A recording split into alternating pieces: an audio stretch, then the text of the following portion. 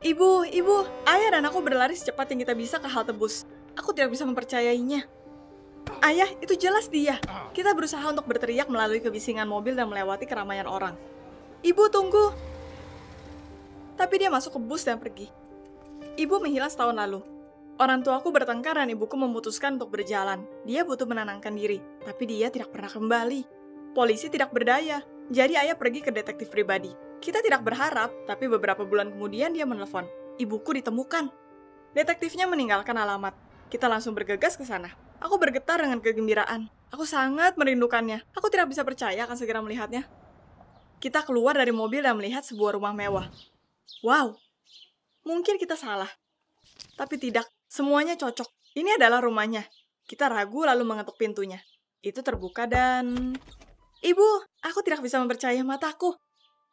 Aku menghampirinya tapi dia hanya menyapaku sopan dan mundur seolah kita tidak mengenal. Lalu dia bertanya jika kita tetangga baru yang membeli rumah di dekat sini. Tetangga? Ibu, ada apa denganmu? Tapi dia melihat kita seperti baru pertama kalinya. Kita harus mengatakan sesuatu dan ayah berbohong bahwa ya kita baru saja pindah ke area yang bagus. Ibuku senang dan mengundang kita untuk teh. Di dalam rumahnya bahkan lebih mewah. Ibuku mengantar kita ke ruang tamu dan pergi ke dapur. Aku mengambil foto keluarga untuk menunjukkannya. Tapi ayah menghentikanku dan berbisik padaku untuk tidak melakukannya. Ibuku kembali dengan teh dan kue.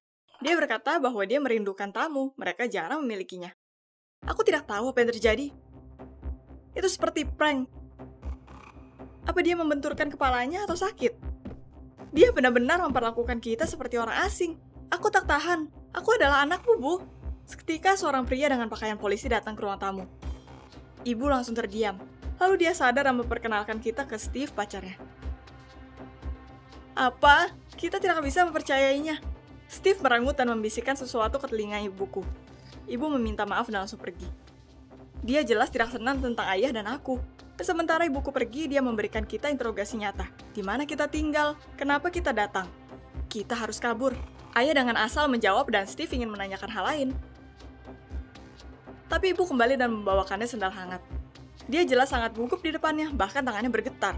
Walaupun ibuku berusaha menyembunyikannya. Ibu memberi setiap orang sepotong pai lagi, dan Steve menghentikannya, dan mengatakan padanya dengan tegas bahwa sudah waktunya ayah dan aku pergi, karena ibu tidak dalam posisi untuk menerima tamu. Dia perlu menjaga dirinya sendiri. Sepanjang perjalanan pulang, kita memikirkan tentang apa yang harus dilakukan, dan apa yang ada dalam pikiran Steve. Apa ibu hamil? Kita tidak tahu apa yang salah dengannya. Tidak bisa lebih buruk. Ibu menjalani kehidupan yang berbeda, tapi sepertinya dia tidak gila.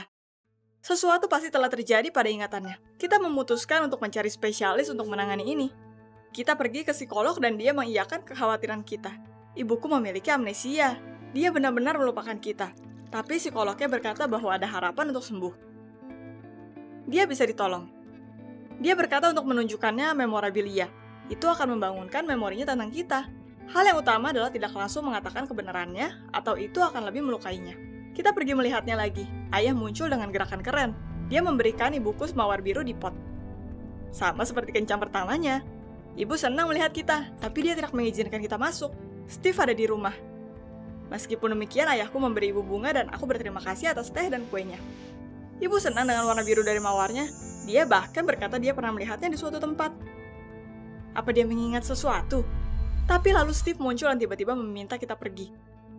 Kali ini dia bahkan tidak menyapa kita. Ibuku mencoba untuk menolak, tapi dia menghentikannya dengan kasar. Dia membanting pintu pada kita. Kita berjalan dengan enggan ke mobil ketika kita mendengar pintu dibuka lagi. Kita berbalik dan melihat Steve melempar bunga itu ke jalan. Ibu menangis, tapi tidak ada yang bisa dilakukan. Ayah hampir kembali dan memukul Steve, tapi aku menghentikannya. Kita tidak akan mendapatkan ibu dengan cara ini. Jangan melupakan rencana kita. Aku tidak bisa berhenti memikirkan apa yang kulihat. Bagaimana dia bisa bertemu dengannya? Dia juga hamil dengan anaknya. Aku mengambil foto kita. Ibuku sangat cantik. Kita ada di taman hari itu memakan es krim. Taman! Kita harus mengundang ibu ke taman untuk jalan-jalan ke tempat favorit kita. Ayah berkata itu udah bagus. Itu adalah tempat favoritnya di kota. Keesokan paginya, kita mengawasi mansion itu dari mobil, menunggu Steve untuk pergi kerja. Lalu kita segera membunyikan bel pintu. Ibu senang, tapi tampak gugup. Dia berkata bahwa Steve sangat cemburu dan pemberian ayah menyebabkan skandal nyata. Kita mencoba membujuknya untuk pergi ke taman, tapi dia takut. Steve menelpon ke rumah setiap jam untuk memastikan dia ada di sana. Ibu berkata dengan sedih bahwa dia sudah lama tidak keluar rumah dan lelah tinggal di rumah. Ayahku dan aku mencoba membujuknya. Kita berjanji bahwa kita akan kembali dengan cepat. Kita berkata tidak mengenal siapapun di sini kecuali dia. Dia tersenyum dan setuju untuk berjalan selama setengah jam. Aku sangat senang. Di taman kita mengelilingi semua jalur dan wahana. Makan es krim. Ibu, aku harap kamu ingat betapa bahagianya kita di sini.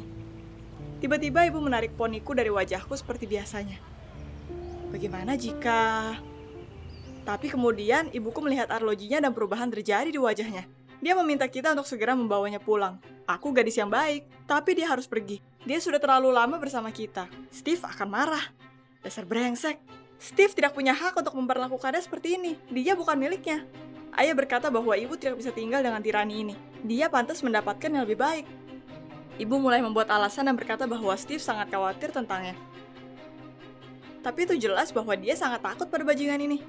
Dia hanya tukang manipulasi. Aku sudah memegang fotonya.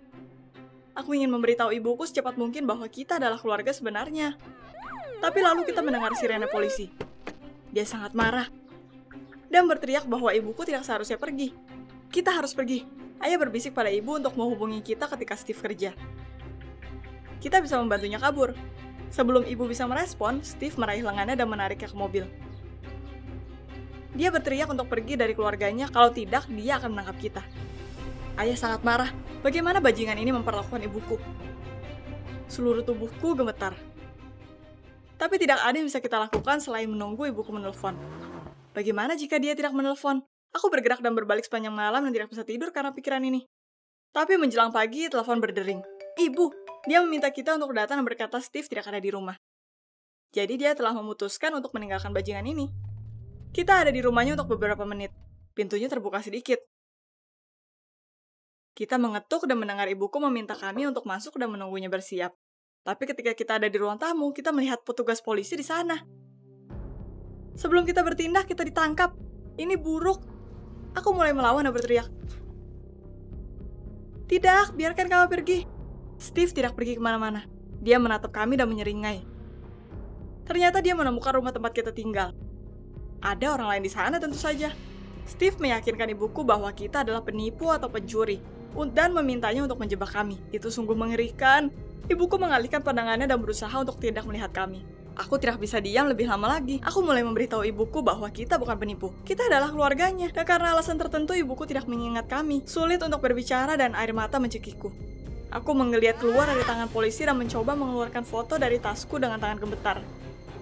Aku sangat ingin ibuku melihatnya dan mempercayai kami. Tapi begitu aku mengeluarkan foto itu, polisi itu menjepitku lagi. Dan dia memakai borgol karena aku tidak mengerti istilah yang baik. Sial, foto kami itu hilang.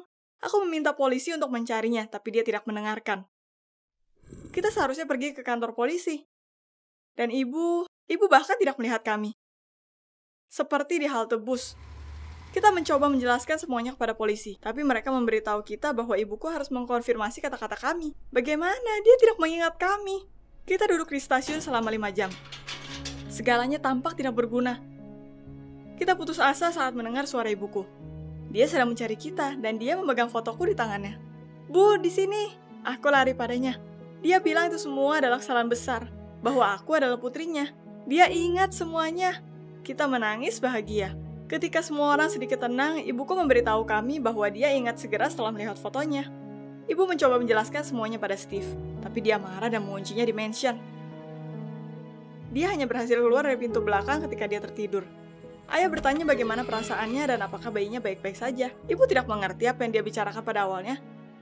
Dan kemudian dia tertawa terbahak-bahak. Dia tidak hamil. Faktanya adalah bahwa Steve paranoid tentang melindungi ibuku. Dia sering mengalami migrain dan pusing. Dan pada titik tertentu, hak asuh menjadi tirani. Bahkan dia takut istrinya akan meninggalkannya. Kita akan pergi saat ibu berhenti tiba-tiba. Dia tampak kaget. Steve berdiri di ambang pintu yang gelap. Matanya merah dan dia gemetar karena marah. Dan mengepalkan tinjunya.